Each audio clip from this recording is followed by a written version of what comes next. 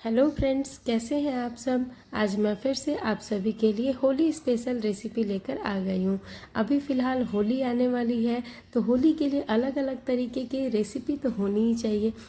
कल मैं आप सभी के साथ मसाला पीनट की रेसिपी शेयर की थी, जिसका लिंक मैं आपको डिस्क्रिप्शन बॉक्स में दे दूँगी। अगर आप चाहें तो वहाँ से जाकर देख सकते हैं। और आज मैं आप सबके साथ शेयर करने जा रही हूँ मसाला काजू नमक पारे की रेसिपी। तो इसके लिए हमें ना मैदे की ज़रूरत पड़ेगी ना आटे की ज़रूरत पड़ेगी, तो हम एकदम हेल्दी तरीके से इस नमक पारे को बनाएंगे। तो हमें क्या करना है कि सबसे पहले सूजी ले लेनी है। सूजी आप अपने हिसाब से जितना आपको चाहें उतना आप ले सकते हैं। मैं यहाँ 2 कटोरी के करीब ले रही हूँ सूजी। तो सूजी को हमें सबसे पहले ग्राइंडर जार में डाल लेना है। आप चाहें तो 2 बार में भी इसे पीस सकते हैं, या फिर आप इसे एक बार में ही बड़े जार में पीस सकते हैं। तो इसके बाद अब हम क्या करेंगे कि इसमें डालेंगे स्वाद अनुसार नमक, और उसके बाद इसे पीस लेंगे। बहुत ज़्यादा हमें इसे नहीं पीसना है, मतलब इसका पाउडर नहीं बनाना है। बस थोड़ा बहुत इसे रोकते हुए 2-3 बार हम चला लेंगे। मेरे पास ये जो सूजी है ये मेही वाली सूजी थी, इसीलिए मुझे इसे बहुत ज़्यादा पीसने की ज़रूरत नहीं पड़ी। अगर आपके पास मोटे दाने वाली सूजी है तो आपको इसे ज़्यादा पीसना पड़ेगा, जिससे ये अच्छी तरीके से पीस जाए। और अब हम क्या करेंगे कि इसे एक बड़े पतीले में निकालेंगे। उसके बाद इसमें थोड़ा थोड़ा पानी डालते हुए इसका एक डो तैयार कर लेंगे। अच्छा, जो हम ये डो तैयार करेंगे इसे हमें बहुत टाइट नहीं रखना है, मतलब जैसा रोटी का आटा होता है उस तरीके का डो हमें तैयार करना है। उसके बाद इसे साइड में रख देंगे 10 से 12 मिनट के लिए रेस्ट होने के लिए। तब तक हम क्या करेंगे कि एक कटोरी में 1 चम्मच शुद्ध देसी घी लेंगे, और उसके बाद 1 चम्मच जितना ही हम आटा ले लेंगे। ये वही आटा है जो रोज़ हम खाने में यूज़ करते हैं रोटी के लिए। तो अब हम इन दोनों चीज़ों को अच्छे से मिलाएंगे, और तब तक मिलाएंगे जब तक कि ये थोड़ा फ्लफ़ी ना हो जाए। तो इसको कर देते हैं साइड। और देखिए, अब हमारा ये आटा रखे हुए लगभग 10 मिनट के करीब हो गया है। तो अब हम इसे थोड़ा मसल लेंगे। उसके बाद इसकी लोई बनाना शुरू करेंगे। तो लोई हमें उस साइज़ की बनानी है जिस साइज़ की हम रोटी के लिए लोई बनाते हैं। तो पहले सारी लोइयाँ बनाकर तैयार कर लेंगे। उसके बाद हम इसकी रोटी बनाएंगे। तो हमें क्या करना है कि सबसे पहले 3-3 रोटियां हमें तैयार करनी है, मतलब कि पहली बार में हम 3 रोटी बनाएंगे, उसके बाद फिर दोबारा हम 3 रोटी बनाएंगे। इस तरह से हम अपनी इस नमकीन को तैयार करेंगे। तो रोटी कितनी मोटी रखनी है या कितनी पतली करनी है, ये आप अपने हिसाब से देख लीजिएगा।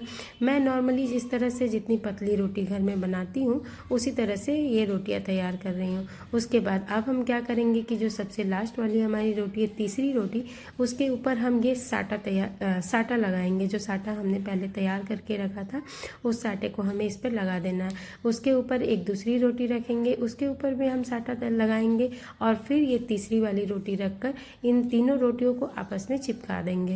ये 3 रोटियां आपस में चिपकने के बाद थोड़ी मोटी हो गई हैं, तो अब हम इसे थोड़ा बेल लेंगे जिससे ये थोड़ा सा पतला हो जाए। देखिए किस तरह का इसका थिकनेस है, इसी तरह का थिकनेस मैं तैयार कर रही हूँ। आप अपने हिसाब से मोटी या पतली कैसे भी रख सकते हैं। तो अब हम क्या करेंगे कि इस तरह का कोई भी दवाई का ढक्कन ले लेंगे, और उस ढक्कन ऐसा ढक्कन हमें लेना है जो थोड़ा शार्प हो। उस ढक्कन को अच्छे से साफ कर लेंगे, और उसके बाद इस ढक्कन से हम इस तरह से काजू का शेप देते जाएंगे। काजू सेब की नमकीन तैयार करना बहुत ही आसान है, इसे बच्चे भी कर लेंगे। मतलब कि आप इस तरह से रोटी तैयार करके दे दीजिए, फिर बच्चों को इस तरह से काटना बता दीजिए, बच्चे आसानी से काटेंगे और उन्हें मज़ा भी बहुत आएगा। तो मैं यहाँ तेल पहले ही गर्म होने के लिए रख दी थी, और जैसा कि मैं पिछली वीडियो में आपको बताई थी कि तेल बहुत ज़्यादा गर्म भी नहीं होना चाहिए और बहुत कम भी गर्म नहीं होना चाहिए, मतलब कि मीडियम फ्लेम पर अच्छे से गर्म होना चाहिए। अगर कम गर्म हुआ तो सारे लेयर्स खुल जाएंगे, और ज़्यादा गर्म हुआ तो सारी नमकीन जल जाएगी। तो हमें मीडियम फ्लेम पर तेल गरम रखना है, और उसके बाद इससे एक एक करके हम सारे नमकीन इसमें डाल देंगे, और फिर तलते हुए इसको निकाल लेंगे। ये देखिए इसका कलर कितना सुंदर आया, बस इसी कलर में हमें इसे निकाल लेना है। तो बस इसी तरह से हमें सारी की सारी नमकीन तैयार कर लेनी है, और जो सारे कटे हुए भाग रह गए थे नमकीन की, उसकी हम लोई तैयार कर लेंगे, और इस तरह से कैंची से काटते हुए इसकी नमकीन बना लेंगे। तो इससे हमारा आटा भी वेस्ट नहीं होगा और हमारी नमकीन भी बन जाएगी।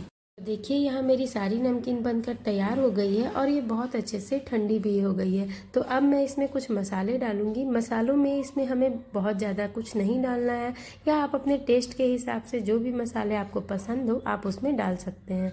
देखिए यहाँ इसे तोड़ने से ये कितना क्रिस्पी बनकर तैयार हुआ है।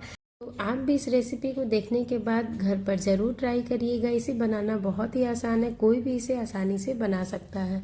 तो अब हम यहाँ मसाले में यूज़ करेंगे 1 चम्मच के करीब चाट मसाला, उसके बाद बिल्कुल थोड़ा सा लाल मिर्ची पाउडर, और उसके बाद मैं यहाँ नमक में काला नमक यूज़ कर रही हूँ, क्योंकि वाइट नमक मैं इसमें पहले ही डाल चुकी हूँ। तो अब इसमें हमें और कुछ डालने की ज़रूरत नहीं है।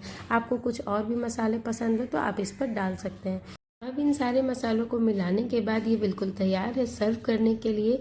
तो अब आपसे एक रिक्वेस्ट है कि अगर आपको मेरी वीडियो अच्छी लगी हो तो वीडियो को लाइक करिएगा और चैनल को सब्सक्राइब ज़रूर करिएगा। मिलती हूँ आपसे अगली वीडियो में, तब तक के लिए जय श्री राम।